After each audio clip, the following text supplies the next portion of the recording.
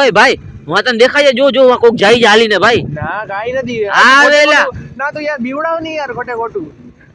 Hello, તો અત્યારે વાગ્યા છે 11:30 રાતના અને અમે નીકળી પડ્યા છીએ.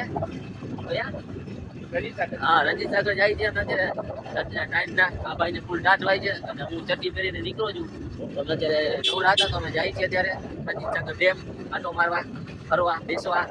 શું કેવું તમારું સાઈડ મજા આવશે ને? ફૂલ મજા જ આવે, ઠંડો ઠંડો પવન આવે છે, મસ્તીનો.